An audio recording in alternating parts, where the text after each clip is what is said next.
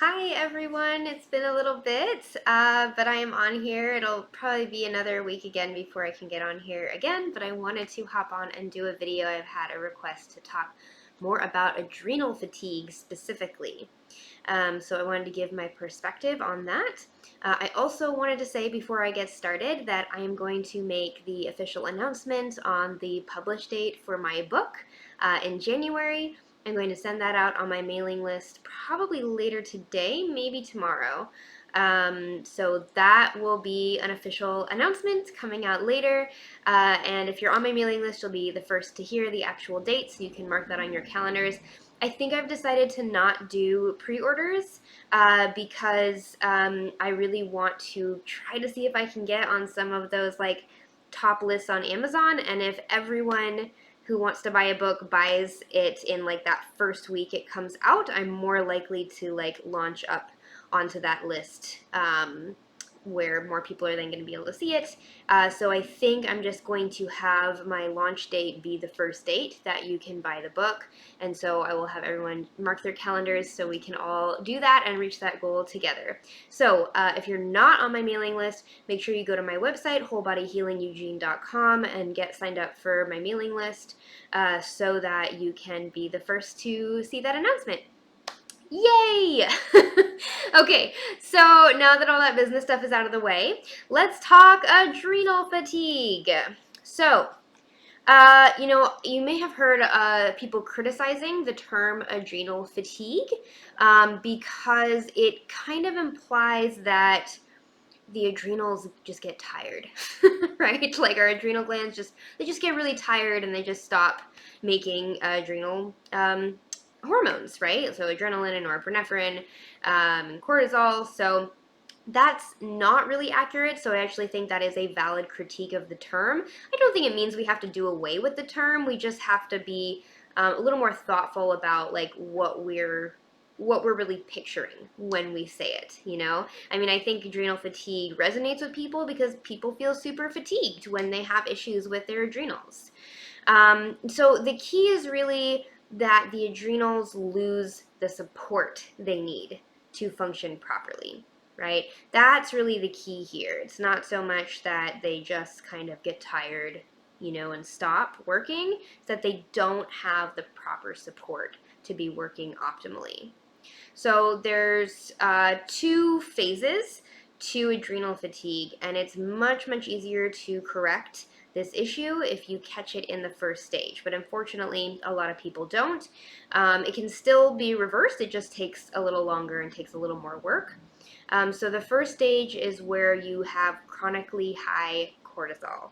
And so this is actually a lot of people in our culture, right? These are like the people who are just like constantly in fight or flight, go, go, go, go, go, super stressed all the time, super tense all the time. I actually have a video I uploaded recently, just a YouTube short that was an old TikTok that I made that talks about like if you feel like you have low GABA, like the neurotransmitter GABA, you are actually in the first stages of adrenal fatigue. I really do see a link there because GABA is what allows us to be calm and chill and just feel kind of blissed out. And it's like kind of a counterpart to cortisol, which is our stress hormone, primary stress hormone. So if you feel like you have symptoms of low GABA, if you see those kind of checklists and you're like, oh yeah, that reminds me of myself, you may be in kind of those first stages of adrenal fatigue, and so it's really important to address this at this time. Now, unfortunately, our culture kind of promotes living chronically in this first stage of adrenal fatigue. It's kind of normalized, right? Like this kind of hustle and bustle. I'm always stressed out. There's always another thing. I'm always overwhelmed. Like, I think in some circles it's kind of glorified, with this like kind of like hustle capitalist like lifestyle. But then it's kind of like made light of in other circles, right? Of like, yeah, we're all overwhelmed and like we all are totally stressed all the time, and that's just life. That's just normal. It's just one thing after another, and people kind of like chuckle about it to each other. And, this is actually like, these are clinical symptoms. So like tight muscles and mind racing and not being able to calm down at night, jaw tension, anxiety, feeling overwhelmed, like that feeling of overwhelmed, like I just can't handle another thing. If one more thing happens, I'm just going to break, that's actually probably accurate from a physiological perspective. You're getting that feeling because your body is saying like, I can't handle much more stress, and it's because your adrenals are working overtime producing all these stress hormones for you to manage your life, right? And our fight or flight response, and the hormones that come from our adrenals were meant to like happen in bursts, right? Like a normal fluctuation through the day, right? We all have cortisol release. Ideally, we should all have cortisol release first thing in the morning when we wake up. We should all be waking up alert and like ready to go and ready to tackle the day. I really annoy people. I worked a lot on my circadian rhythm and my hormone flow throughout the day, and so I just wake up like just ready to go, and I want to do a million things first thing in the morning. And that's appropriate. We should be at our highest energy first thing in the morning, and then just kind of very slowly taper through the day, right? So our adrenals should be working, on and off every day to make sure we have that correct flow of hormones, which influences our behavior and activity levels. And then when we have like those acute fight or flight needs, if like we need to slam on our brakes, because, someone runs a stop sign, like we need that rush of adrenaline, right? We need those adrenals to be functioning properly so it can do that for us. But it's not meant to be working all the time, right? It takes a lot of raw materials. It takes a lot of support to be producing these steroid hormones at these levels. And so when we are chronically in high cortisol, we tend to get depleted. And it's not so much, again, that the gland itself like tires out. It's just that we run out of raw material, basically, right? So that's that first stage. Now the second stage, this is what is classically thought of as adrenal fatigue, right? Where you're actually not making cortisol at all, right? So not having enough cortisol in your body actually produces just as problematic symptoms as having too much. And so usually it goes from too much to too little. It has that drop, and that's kind of the second stage. And this is, it's again, still absolutely reversible, but it takes more work at that point, right? Because you've just kind of depleted all of your stores of, any excess hormones that your body had in storage, and you're completely nutrient depleted from your body having to make an excess of this hormone for so long. And this is where people crash, right? And this is a lot of chronic fatigue. Not all, there's multiple causes of chronic fatigue, but this is a lot of chronic fatigue. And depression, and things like that. So, yeah, I think that's what I want to say. It's ideal if we catch it in that first stage, but a lot of us don't because it's normalized and made light of. And so some of us won't catch it until we get into that second stage, which is more serious, which is kind of that classic adrenal fatigue presentation. It's really important to be mindful of this of supporting our steroid hormone production, because this is why a lot of women struggle in menopause. Also, this is kind of an aside, but I do want to bring this up. Our other steroid hormones are our sex hormones, right? So testosterone, progesterone, estrogen, and they're made from our reproductive organs. But when women go into menopause, or people who go into menopause, their reproductive organs stop producing, right? That's part of that transition, and then your adrenal glands have to take over and start doing that for you. So if your adrenal glands are already incredibly depleted, you're going to struggle more in menopause. And so a lot of women who really, or people who are going through menopause, when they are going through that and they're having a really hard time and they're having all these symptoms and they're having to do all this hormone therapy, part of it is because they probably had at least low-grade adrenal fatigue already, and they may not have realized it. So addressing these symptoms earlier on in your life, while you're still fertile, it's actually super important to make sure you have a smoother transition into older age. Okay, so that's a little aside, but now we can talk about how do you fix it? Okay, so I always like to look at the root causes, right? So a lot of times if you go to a naturopath, or if you go to a regular doctor, they're not even really going to recognize this, right? But they may give you some kind of a cortisol boosting cream, or something like that, or, naturopath may give you, some herbs that are supposed to help, you produce cortisol correctly. Those are all great. Those are all supports, but I really also like to look at deeper issues going on, right? Like, why is your body so depleted in the first place? Now, the biggest thing is lifestyle. Honestly, I think probably the biggest cause of adrenal fatigue is lifestyle, right? We have such a hectic, busy, stressful lifestyle normalized as this is just how it is. This is just what we all deal with. And we really need to start questioning that. I do think a beautiful thing about some of the younger generations is that they really are questioning it. I know that there are complaints about young people not having a good work ethic and things like that. And I have plenty of criticisms of dominant culture and trends and things going on, but I also think that people are really questioning, is the 9 to 5 grind, or for a lot of people, 8 to 7 grind with a lot of the way, workplaces are, is this really sustainable? Should people really be working this much? And we just don't see that as true cross-culturally, especially when we look at even agricultural societies, but especially hunter-gatherer societies, people who are living probably closer to what we evolved to live in environmentally and contextually. They don't work that much, right? They hunt and they gather and they do their subsistence activities. It is hard work. I don't want to glorify or romanticize that life, but when anthropologists go to these cultures, by and large, major observation is wow, they hang out and nap a lot. They kick it with their friends all day. They tell stories, they tell jokes, they, razz each other a little bit.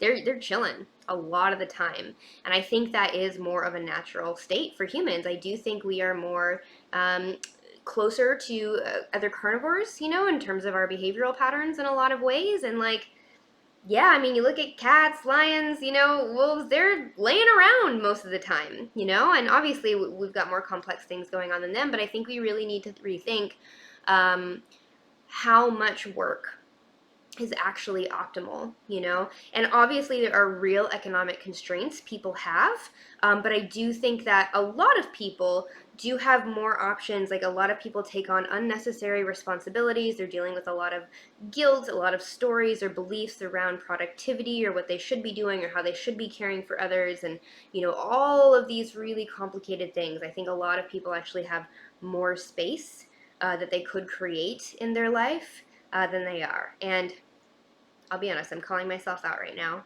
So this is something we all we all struggle with, or many of us struggle with. It's okay, but this is something that is super important to work on.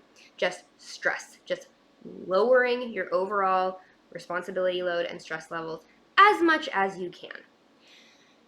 The other thing is to really work on circadian rhythm practices, and I put this in the category of lifestyle. Right, where we need to be in rhythm with the light and dark patterns of the natural world, because this is incredibly stressful to our adrenals when we are out of sync with the natural cycles of light and dark, because our hormone production should respond to stimuli from light in our environment and natural light in our environment. This is a huge problem in the modern world. If you think about it, right, in traditional societies, people are getting sometimes 24 hours worth of natural light exposure, right? But certainly, my recollection is studies are showing 3 to 8 hours of natural light exposure is actually optimal for people in terms of hormonal support and neurotransmitter support and things like that. So this is often why people feel so great when they go camping, right? Because they're outside, they're exposed to light all day. Now, obviously, 3 to 8 hours of sunlight exposure is just not realistic for a lot of people working normal jobs and things like that. But as much as you can get, especially sunrise, and sunset. I have a video all about heal your nervous system with light that talks about a lot of recommendations for this. But as much as you can align your daily practices with this natural cycle of light and stop sleeping in and stop staying up late and stop eating at midnight and all of these kinds of things, that is going to help your adrenals feel more supported. So in terms of nutrients, this is probably the second biggest factor in adrenal fatigue, is not getting the right nutrients to support your steroid hormone production.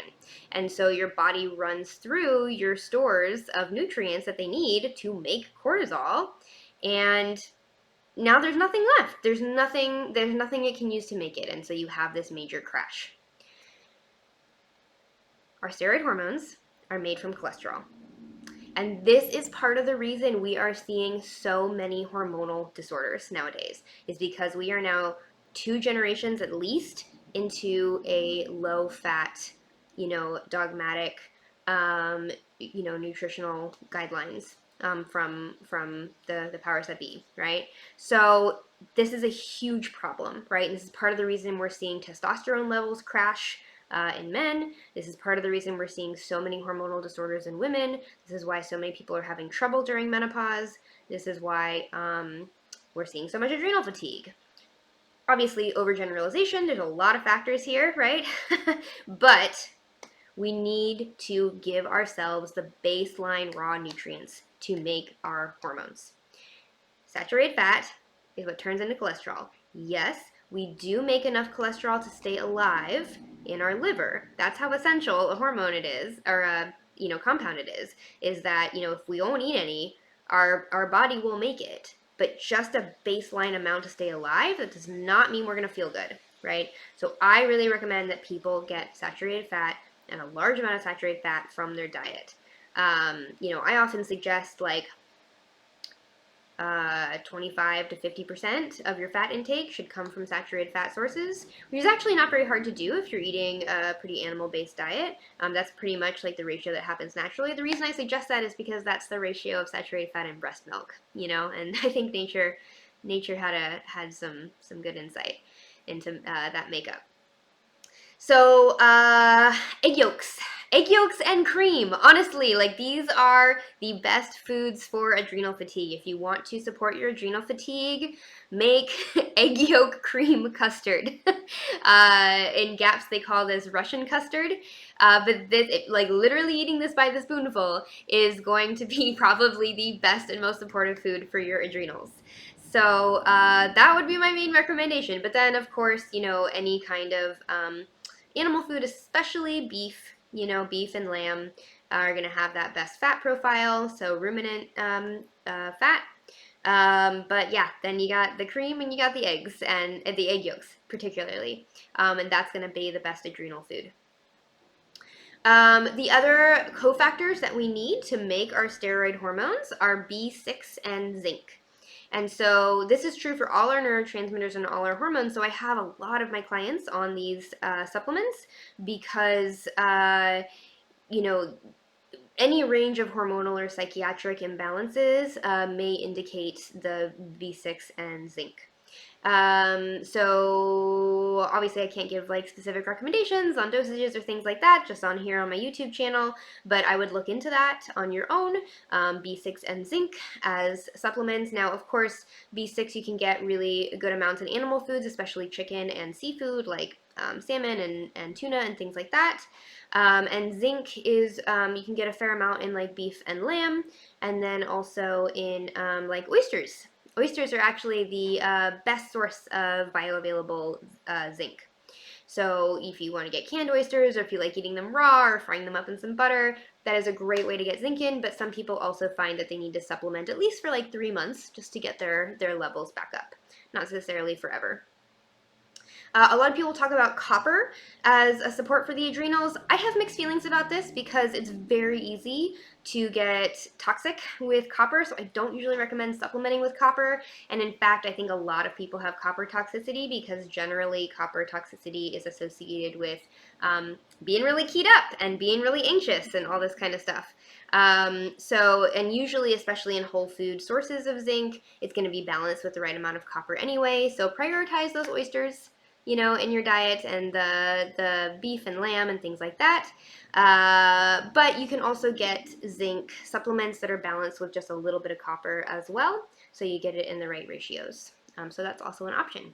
Okay, I am going to wrap up here. I hope this was helpful in talking you through some basics around what adrenal fatigue is and what you can do to support your hormone production. And again, make sure you sign up for my mailing list. I'm going to have that announcement out today or tomorrow. And thank you so much, everyone, for supporting me.